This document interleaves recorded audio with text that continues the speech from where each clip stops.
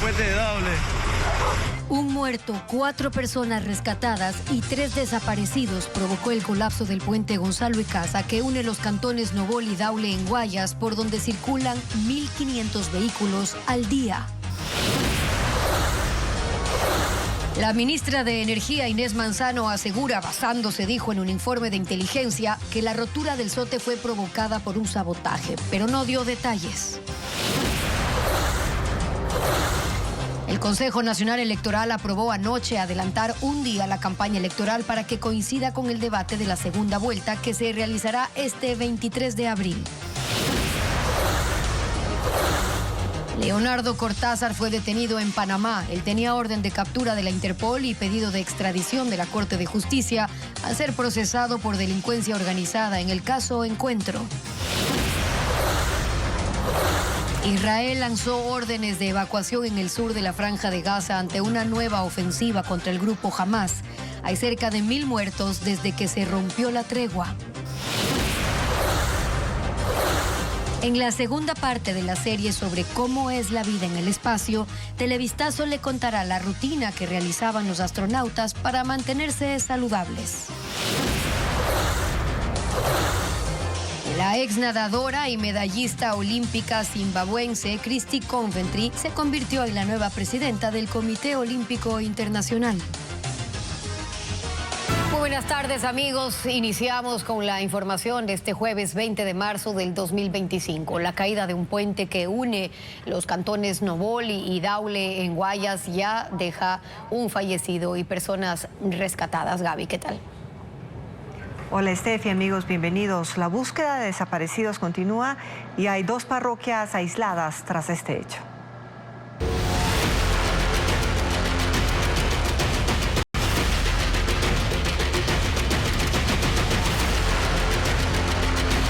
Puente Icaza, emergencia en Guayas.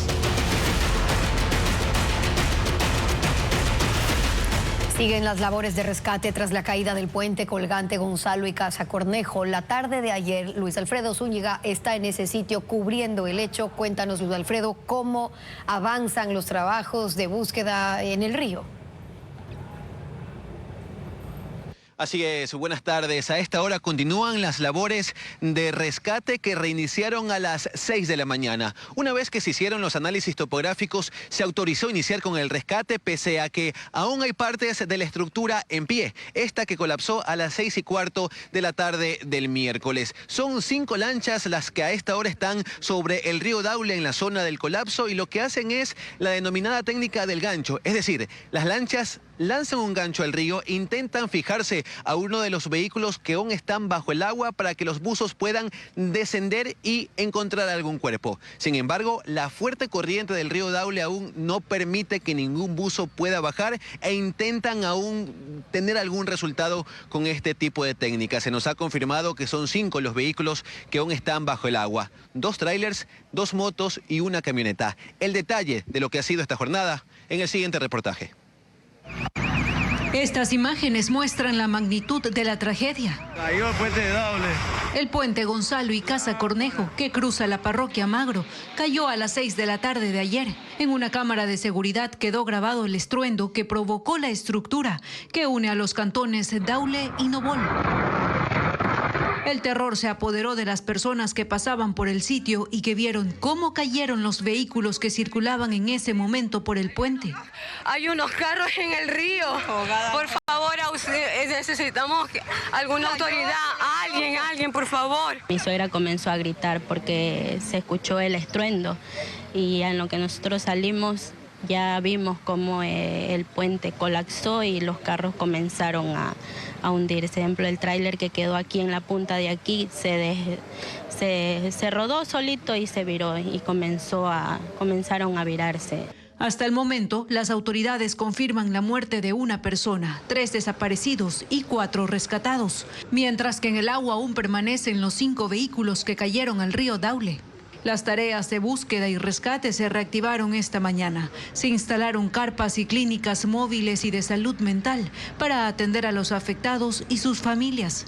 Debido a la caída de esta estructura, 3.500 familias de la parroquia Magro y del cantón Lomas de Sargentillo están sin el servicio de agua potable, ya que por aquí pasaba una tubería. Con la empresa EMAPA justamente estamos con el plan de contingencia con 10 tanqueros llevando el líquido vital a los recintos que se han quedado desabastecidos por la ruptura del acueducto. Esta estructura está ubicada a 1 hora de Guayaquil, por lo que los conductores deben tomar rutas alternas. Durante la mañana y lo que va de la tarde también hay un helicóptero de aeropolicial rondando la zona y se nos ha indicado que las labores de rescate van a continuar durante la tarde mientras la luz del sol lo permita. Y la administración del puente Gonzalo Icaza Cornejo del cantón Daule que colapsó está a cargo de la prefectura del Guayas, mientras que la concesión fue otorgada por esa entidad a una empresa privada. La prefecta Marcela Aguiñaga indicó que el último mantenimiento periódico se realizó en 2023.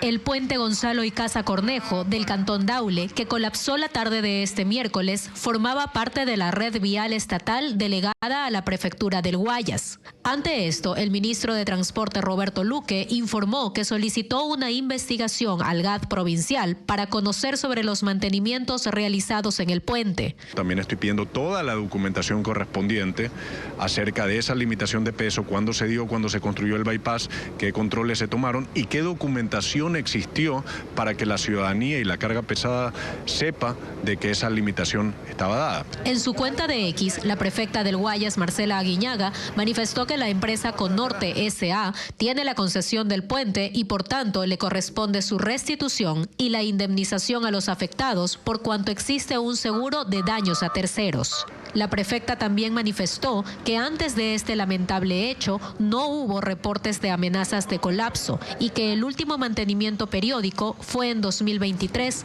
por lo que la empresa a cargo debe determinar la causa del colapso. Este puente se usaba alternamente, no para tráfico pesado en términos generales, porque para eso era el paso lateral. El puente colapsó luego de 67 años de funcionamiento, pues fue inaugurado en 1958 durante la presidencia de Camilo Ponce Enríquez. Tenía una longitud de 200 metros, contaba con pilares de 50 metros y unía a los cantones Novol y Daule.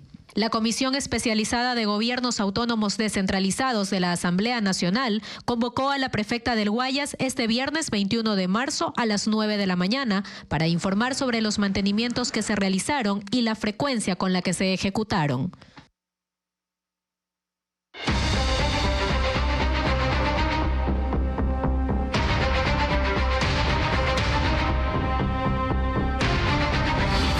Esmeraldas, desgracia por el crudo. Según el gobierno, un sabotaje fue la causa del derrame de petróleo en Quinindé que se produjo la noche del jueves pasado. El gobierno investiga el hecho que ya fue denunciado en la Fiscalía. Francisco Garcés tiene la información. El gobierno asegura que la rotura del oleoducto en Quinindé fue causada por un sabotaje. La ministra de Energía, Inés Manzano, dijo que esa información se desprende de un informe preparado por el Centro de Inteligencia Estratégica que conoció este miércoles. En inicio, el gobierno había dicho que la rotura del SOTE se produjo por un deslizamiento de tierra.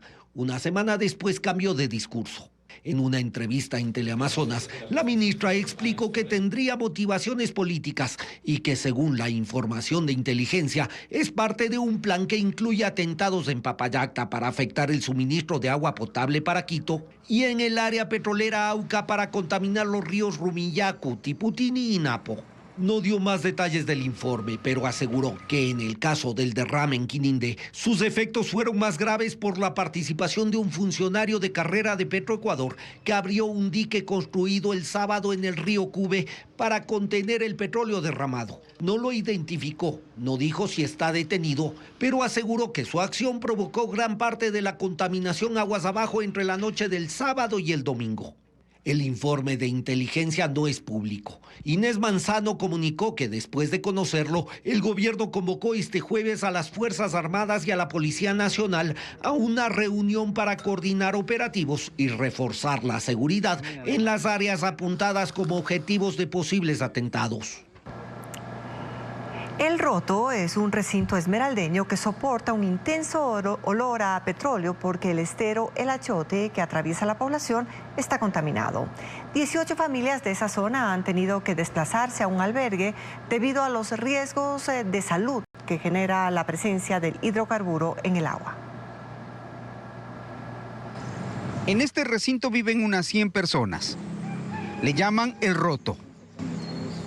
Era para ellos un lugar ideal de vida porque el río era su ruta de conexión con otras comunidades. Les proveía además de peces para su alimentación, pero sobre todo era el sitio de recreación para los más pequeños, que han empezado a deprimirse porque su sitio preferido está contaminado.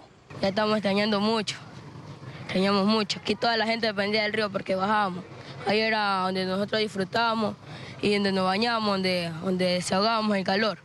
Están en periodo de vacaciones y hoy prohibidos de bajar al río. Porque sí, está bastante peligroso eso de irse porque le salen muchos granos. Es de las zonas donde la limpieza y remediación aún no llega. El derrame de petróleo los tiene tristes. Particularmente El Roto es el sitio donde el olor de petróleo es aún más intenso. Quizá porque la cantidad de barriles depositados en las orillas están en toda la curvatura del cauce que rodea el poblado. Ya los han matado los pescados, todo, y ahora, ¿cómo hacemos? Esta es una zona de agricultores de cacao y aducen que tras el derrame, algunas plantas se les están quemando. Ya, pierdo de vender 5.000 plantas, además que vendiera a $1.50 son $7.500. Hay otros cultivos de ciclo corto que se han interrumpido por la falta de agua de riego que venía del río. El riesgo de contraer enfermedades y el peligro de deslaves ha obligado que al menos 18 familias salgan a un albergue instalado en la escuela del recinto. Han recibido camas, colchones y agua. Algunos alimentos, pero temen que esa ayuda termine. Natalie Morillo, asambleísta de ADN, denunció a Paola Cabezas por el presunto delito de pánico económico. Este jueves, Morillo llegó hasta la Fiscalía General para presentar la acusación contra la legisladora correísta por promover una dolarización a la ecuatoriana en un programa de Ecuavisa. Según la asambleísta oficialista, estas declaraciones han debilitado la credibilidad económica y causan temor entre las familias y los migrantes ecuatorianos. Morillo interpuso la demanda a título personal con base en el Código Orgánico Integral Penal y ratificó que el régimen de Noboa mantendrá al dólar como moneda oficial en el país. La Policía Internacional, Interpol, detuvo esta madrugada en Panamá a Leonardo Cortázar, prófugo del caso Encuentro. Tiene orden de prisión, notificación roja y la Corte Nacional pidió su extradición. Lo informa Jacqueline Rodas. Leonardo Cortázar, prófugo del caso Encuentro, fue detenido en Panamá por la Interpol. El operativo se dio esta madrugada. La policía allanó la casa en la que residía en la capital. Cortázar tiene orden de prisión desde noviembre de 2023. Difusión roja de Interpol y la Corte Nacional tramita su extradición desde mayo del año pasado. Su traslado a Ecuador depende de los jueces de Panamá y el trámite que contemple su ley. La justicia ecuatoriana lo requiere para que enfrente el juicio por delincuencia organizada como colaborador de la red delincuencial que operó en las empresas públicas durante el gobierno de Guillermo Lasso. Hace 4 meses, Danilo Carrera, cuñado del expresidente, fue condenado a 10 años de prisión como líder del grupo criminal y el exgerente de CENEL, Antonio Icaza, a 9 años y 4 meses. Cortázar es uno de los 5 prófugos. Otro es Hernán Luque, expresidente de EMCO. Él fue detenido en Argentina el 8 de febrero de 2024 y desde entonces se tramita su extradición. A inicios de marzo, la Procuraduría Argentina emitió un dictamen favorable. Resta la decisión de la Corte Suprema. Y Naim Massou, detenido en enero en Bogotá. Él además apareció en los chats del caso Metástasis. El narcotraficante asesinado Leandro Norero y Javier Jordán lo acusaban de filtrar la foto en la piscina en Miami, donde se ve a Cortázar con Jordán y el exasambleísta del correísmo Ronnie Aliaga, ambos también prófugos. El proceso de extradición de Naim Massou sigue en curso.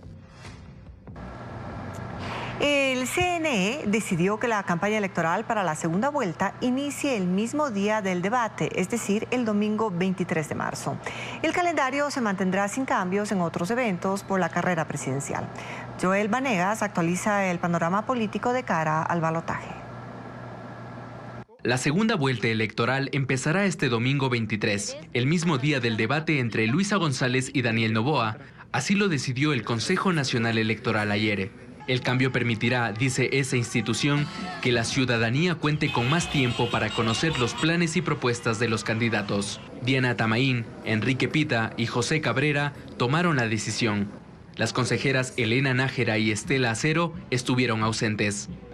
La actualización no alterará los otros eventos del calendario electoral, como el simulacro, el sufragio de personas privadas de libertad, el voto en casa, el silencio electoral y la segunda vuelta que será el 13 de abril. El Pleno del CNE también dispuso equiparar el mismo número de funcionarios operativos que en la primera vuelta, 679, con el fin de reforzar la capacitación a los miembros de juntas receptoras del voto, así como a coordinadores de recinto y de mesa. El Pleno aprobó el monto de $2.197.000 como límite máximo de gasto electoral de la segunda vuelta, 60% menos del presupuesto de la primera vuelta.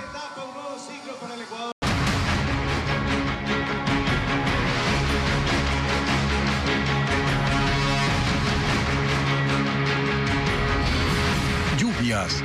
Los estragos aumentan. Las lluvias de las últimas horas han golpeado dos ejes viales en el centro norte de Manabí. En la ruta Rocafuerte-Tosagua, el desbordamiento de 4 quebradas dejó tramos inundados, mientras que en la vía Portoviejo-Junín, los constantes deslizamientos de un cerro obligaron a su cierre temporal. Karen Ceballos con los detalles. Al menos 8 sectores de la vía Portoviejo-Junín presentan deslizamientos que complican el paso vehicular. Tierra, lodo y restos de vegetación descendieron desde la parte alta del cerro, arrastrando postes del tendido eléctrico y dejando a los conductores maniobrando en un estrecho espacio cubierto de fango. Este jueves no todos lograban avanzar. Los vehículos livianos quedaban estancados. Bien difícil está esto. Sigue bajando el cerro. Esto es una tragedia para aquí que se pasa ahora. El punto más crítico está en el kilómetro 44, donde un tramo de casi 200 metros permanece afectado. Maquinaria trabaja en el desalojo del material desde la tarde del miércoles, cuando las lluvias se intensificaron. La vía sigue parcialmente habilitada y la ruta alterna recomendada para llegar a Junín es desde el norte, por Calceta. Otra zona afectada es la ruta Rocafuerte-Tosagua, donde medio kilómetro de carretera quedó bajo el agua tras el desbordamiento de 4 quebradas. Desde las 4 de la madrugada, los conductores grabaron cómo, por quinta ocasión este año, el alto nivel del agua impedía el paso de vehículos pequeños. El acceso solo se restableció por completo a las 8 de la mañana. 2 meses lloviendo y no hay ninguna máquina a limpiar ahí. El impacto también alcanzó a los campesinos que perdieron la jornada de producción lechera. Y en el ingreso a Danzarín, al menos 50 personas, en su mayoría jornaleros, esperaban que el agua bajara para acceder a los potreros. Nosotros a las 5:30 ordeñar ganado y vea, todavía no se puede ingresar. Según el Ministerio de Transporte y Obras Públicas, más de 16.000 vehículos circulan diariamente por estos 2 ejes viales afectados en Manabí. Las lluvias causan estragos en La Maná, en Cotopaxi. El desbordamiento del río Los Tingos arrasó un tramo de la vía, dejando aisladas a 1.200 personas en 6 comunidades.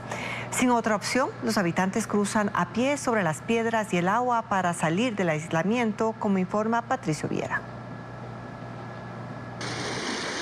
La Maná es el cantón más afectado de la provincia de Cotopaxi por la temporada invernal. Las intensas lluvias, que en ocasiones se extienden hasta por 8 horas, han provocado el desbordamiento del río Los Tingos, arrasando parte de la carretera y dejando incomunicadas a 1.200 personas en 6 comunidades del nororiente de la localidad. En el recinto Los Tingos, donde viven 250 personas, la única forma de salir del aislamiento es cruzar sobre piedras y agua, cuando el caudal disminuye, en algunos casos con niños en brazos.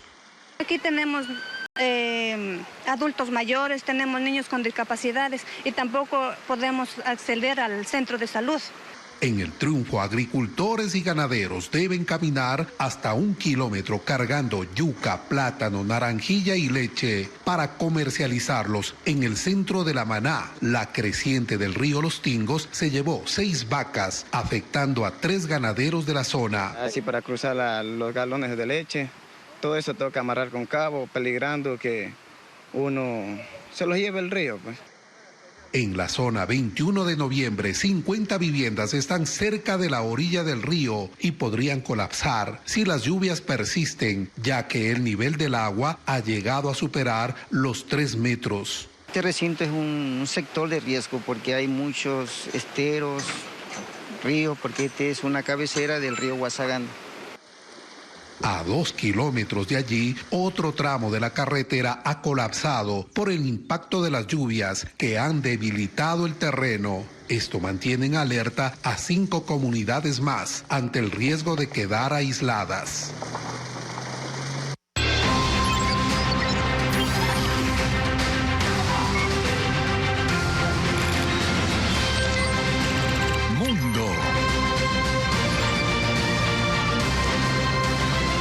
Israel lanza órdenes de evacuación en el sur de la Franja de Gaza como advertencia ante una nueva e inminente ofensiva contra el grupo Hamas.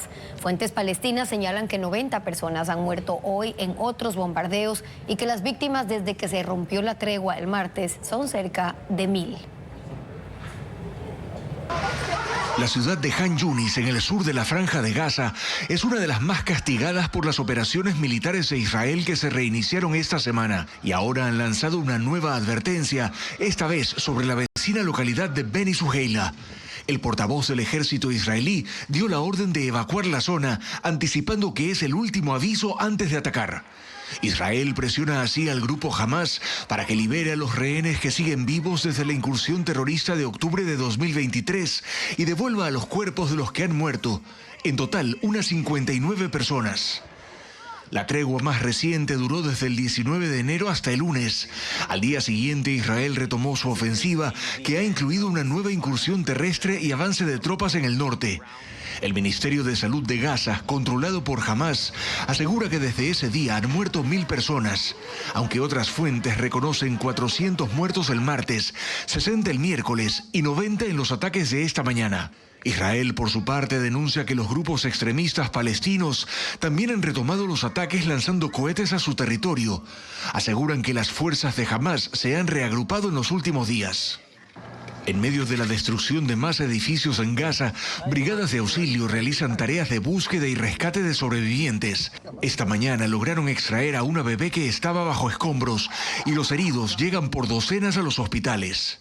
Israel y Hamas debieron cerrar hace semanas la negociación de una segunda etapa del alto al fuego que ponga fin a los combates. Las fuerzas de defensa de Israel interceptaron misiles lanzados desde Yemen. Uno de los objetivos era el aeropuerto internacional Ben Gurión de Tel Aviv. Ileana Suárez nos informa. Esta madrugada, las sirenas en Tel Aviv se activaron debido a un ataque dirigido al aeropuerto de Ben Gurión. Los viajeros se agachaban en el suelo de la terminal en medio de la alerta. Fue un ataque de misiles contra varias zonas de Israel, lanzado desde Yemen. Según las fuerzas de defensa, todos los proyectiles fueron interceptados a tiempo. Aunque el portavoz militar del movimiento Houthi en Yemen, Yahya Sari, dijo que la operación había logrado su objetivo. Proclamó que los rebeldes respaldados por Irán lanzaron la ofensiva, que incluyó un misil balístico hipersónico de nombre Palestina 2, en apoyo a los habitantes de la Franja de Gaza. Agregó además que han intensificado los ataques contra embarcaciones mercantes con vínculos con Israel y buques de guerra enemigos en el Mar Rojo. Además, condenaron la ola de bombardeos de Estados Unidos contra las que aseguran fueron objetivos civiles en al menos 4 ciudades de Yemen, que dejan 9 heridos en la capital Sanaa. La Casa Blanca, por su parte, amenaza con aumentar progresivamente los ataques en Yemen si es que Irán no cesa completamente su apoyo a los rebeldes hutíes. Rusia ataca nuevamente suelo ucraniano. Una serie de bombardeos han destruido instalaciones civiles y militares en la región de Kramatorsk, en la provincia de Donetsk, alejado de las posibilidades de un verdadero alto al fuego en el corto plazo. El presidente ucraniano Volodymyr Zelensky está de visita en Noruega y desde ahí ha instado a los países europeos a desbloquear las ayudas para Ucrania y su ejército. Participará en una cumbre de países nórdicos para fortalecer la cooperación en defensa y ha dicho que seguirá buscando un cese total de la guerra. Sobrevivir en una estación espacial durante 9 meses es un desafío para la mente y el cuerpo, pero 2 astronautas estadounidenses lo lograron. ¿Cómo mantenerse saludables y en contacto con sus familiares durante este tiempo? Televistazo cuenta los detalles. Transformar la orina, el sudor y el agua sucia en agua potable. Los astronautas Butch Wilmore y Sonny Williams tuvieron que tomar medidas como estas para adaptarse a la vida en la estación espacial durante 9 meses. En la nave, las reservas de agua son escasas. Para alimentarse, llevaron comida deshidratada y empaquetada en porciones que debían mezclarse con agua para volverlas comestibles. La dieta incluía 3 comidas por día, entre cereales, sopas, frutas y verduras. Conciliar el sueño en la estación es un desafío debido al ruido constante de los ventiladores indispensables para dispersar el dióxido de carbono, que es tóxico. Si se suma el olor metálico en el ambiente, se entiende que durmieran alrededor de 5 horas. La alteración del tiempo es otra de las grandes dificultades con las que tuvieron que lidiar. La nave completa una vuelta a la Tierra cada 90 minutos. Los astronautas presencian 16 amaneceres y atardeceres en solo 24 horas. Trastornando su percepción del ciclo día-noche. La temperatura no es un problema, se mantiene entre 18 y 23 grados centígrados. De la privacidad también han hablado los astronautas. Es un desafío psicológico perderla en un espacio tan reducido. No han hablado mucho sobre este tema, pero se sabe que tuvieron que lidiar con tensiones diarias y personales entre ellos. Al final de las largas jornadas, los astronautas se comunicaban con sus familiares por videollamadas. Mañana, en la tercera entrega de Cómo viven los astronautas en el espacio, Televistazo mostrará el impacto causado en su cuerpo por permanecer tanto tiempo en gravedad cero. Hoy en Guayaquil, el alcalde y 14 concejales realizaron la sesión del Consejo Cantonal Itinerante en el Parque Samanes, cuya administración se disputan el Cabildo y el Gobierno Central. Duró 30 minutos y las autoridades protestaron contra la decisión del presidente Noboa, quien en un decreto quitó la delegación del parque al municipio. El alcalde Aquiles Álvarez culminó la sesión retando a Noboa para que expropie el parque. La sesión municipal estuvo acompañada de cientos de simpatizantes de Álvarez que portaban carteles. Augusto Verduga dijo que se sintió timado cuando supo que su nombre no iría a la candidatura presidencial por la Revolución Ciudadana. Fabiola Santana cuenta que en los chats extraídos de los celulares del exconsejero de Participación se referían a Luisa González, candidata correísta, como la Rana René. En los chats del caso ligados, extraídos del celular del ex consejero de Participación Augusto Verduga, se confirma su interés de ser candidato a la presidencia por la Revolución Ciudadana, pero que finalmente se sintió timado al conocer que el binomio definido fue Luisa González-Diego Borja. Lo dijo en una conversación de WhatsApp con el usuario Enrique Nieto. No estoy bien, hermano. Te confieso que me siento timado. Nos han utilizado. Estoy a punto de quedarme sin derechos políticos. Creo que siempre estuve en la cabeza de este pana que nos quedamos en el CPCCS. No creo que fuimos nunca una opción real. Te entiendo. Se percibe como una pantomima. No obstante, creo que pensó en nosotros cuando se sentía más débil. Ahora se siente fuerte y cree que ganará solo, con la Rana René de candidata. Este último decía que la RC está cometiendo un gran error y que Luisa no tiene los votos, sino que gran parte se los da la RC. Verduga también era informado sobre los avances de las decisiones internas de la Revolución Ciudadana por Sonia Vera, abogada de Jorge Glass. Dice que ya la candidatura está. Es Yal González. Vera también le compartía a Verduga publicaciones en las que Luisa González era criticada y reaccionaban. Es de llorar. ¡Qué desgracia! En la aplicación WhatsApp también había un grupo llamado La Colmena donde se cuestionaba la ausencia de democracia interna en la Revolución Ciudadana. En Quito y Guayaquil persiste la probabilidad de lluvias y tormentas eléctricas hasta mañana viernes. Anoche en Guayaquil algunos sectores del norte de la ciudad se inundaron por las precipitaciones, como nos informa Bessie Granja.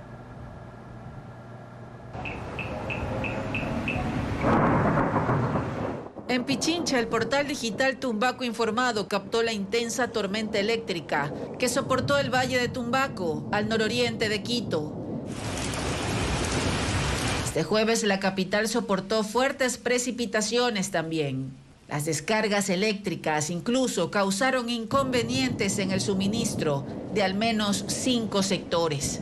En redes sociales, pilotos informaron que 2 aviones tuvieron que esperar unos minutos en el aire hasta que mejoren las condiciones en la ruta de aproximación al aeropuerto Mariscal Sucre, en la capital. Porque en horas de la mañana nosotros tuvimos bastante calentamiento, tuvimos muchas horas de sol en la mañana, un cielo despejado, donde esto ayuda a ingresar más energía, y como teníamos una atmósfera inestable, esto hizo que en horas de la tarde y noche descargue toda esta energía. Mientras en Guayaquil, en sectores del norte de la ciudad, como Sauce 6 y 9, el agua le llegó a los pobladores hasta la rodilla. Sí, ahorita ha estado peor que nunca. La inundación duró 3 horas y esto afectó a los dueños de los negocios, que se vieron obligados a cerrar temprano. También varios vehículos se quedaron dañados en medio de la calle. El Servicio de Meteorología e Hidrología INAMI detalla cómo se comportará el clima en los próximos días. A nivel nacional se espera que en la región insular todavía se den precipitaciones entre moderadas y fuertes. En la región litoral sí van a continuar, pero ya de menor horas. En la región sierra también van a continuar, pero ya también con una menor intensidad. El INAMI también advierte que este viernes podría registrarse crecida de ríos en provincias como Manabí, Guayas, Napo, Pastaza y Morona Santiago. San Borondón lidera un plan piloto de restauración con la siembra de 6.000 manglares en el Parque Histórico, un ecosistema clave que alberga 9 de las 13 especies de mangle del país. En los últimos 40 años, Ecuador ha perdido cerca de 100.000 hectáreas de manglar, aumentando el riesgo de inundaciones y la inestabilidad del suelo. María Gabriela Carpio con más de esta iniciativa.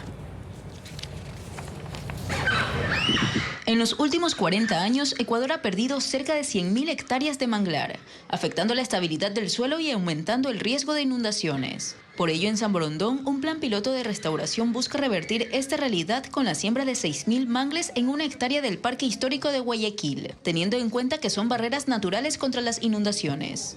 El Parque Histórico no fue elegido al azar. Alberga 9 de las 13 especies de manglar que existen en Ecuador. De hecho, en este mismo sitio hace 25 años se realizó la primera restauración de este tipo en el país. Los manglares tienen unas raíces que se adaptan a diferentes suelos lodosos, y esto es lo que ayuda a que hagan más permeable el suelo. De esta manera evitan las inundaciones y también nos protegen del oleaje. Esta iniciativa forma parte de un reconocimiento internacional obtenido por San Borondón, tras competir con más de 200 ciudades en un programa de la ONU, siendo una de las 10 seleccionadas en el mundo, lo que les otorgó un financiamiento de $70.000. Por ahora, el objetivo es restaurar alrededor de 4 hectáreas en 1 año y medio, en alianza con el municipio, la Universidad de Especialidades Espíritu Santo y las comunidades locales. Tenemos mapeado como cerca de 20 hectáreas. En las riberas del Babahoyo y el del río Daule ya tenemos mapeado. La forma de sembrar o de trasplantar mangle es similar a la como siembran el arroz. Son gente con mucha experiencia, y los mangles hemos comprado una asociación de cangrejeros, que ellos tienen viveros. Estos mangles fueron traídos desde la isla Santay, donde 123 hectáreas fueron recuperadas desde 2023, en conjunto con el Ministerio del Ambiente, mediante un fondo de inversión ambiental sostenible, como parte de un proyecto que abarcó la restauración de 650 hectáreas en Esmeraldas, Manabí, Guayas y El Oro. Con este proyecto, la academia también ha sido parte fundamental en este proceso. Durante la jornada de siembra participaron 40 estudiantes de la materia Desarrollo Sostenible de la UES. Si Guayaquil tuviera más manglares y menos plantas exóticas, cuando sube la marea, la ciudad sería más permeable y sería menos inundable. La docente agrega que esto se podría replicar en espacios del país donde antes hubo manglares. Estiman que al menos 30.000 de las 100.000 hectáreas perdidas son recuperables. Tras el colapso del puente Gonzalo y Casa, hay dos vías alternas que pueden tomar los conductores que desean ir hasta los otros cantones del Guayas o a la provincia de Manabí. Merlin Ochoa hizo un recorrido y nos tiene el informe. Por el puente colgante Gonzalo y Casa Cornejo que colapsó sobre el río Magro, al día pasaban 1.500 vehículos que venían desde la provincia de Los Ríos o desde los cantones Palestina y Santa Lucía del Guayas, más en esta época donde los agricultores cosechan arroz y maíz. Pero a 5 minutos del lugar hay una vía alterna, que es un bypass de casi 9 kilómetros. Cuenta con 4 carriles y un puente sobre el río Daule. Comienza en el acceso al cantón Daule y va por el lado izquierdo hasta llegar a Nobol.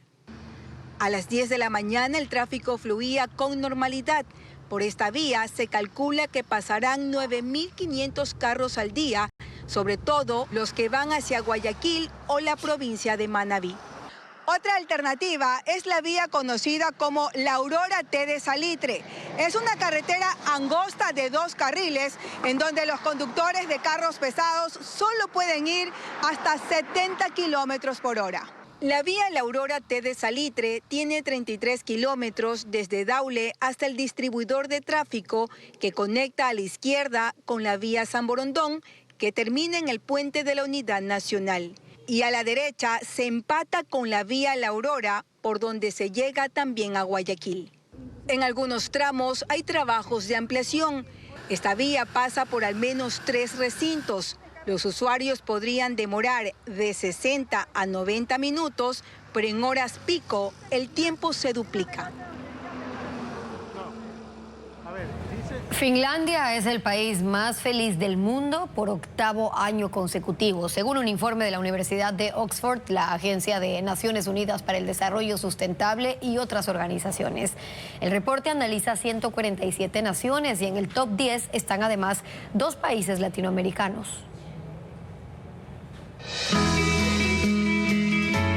Este año, una vez más, el número 1 es Finlandia.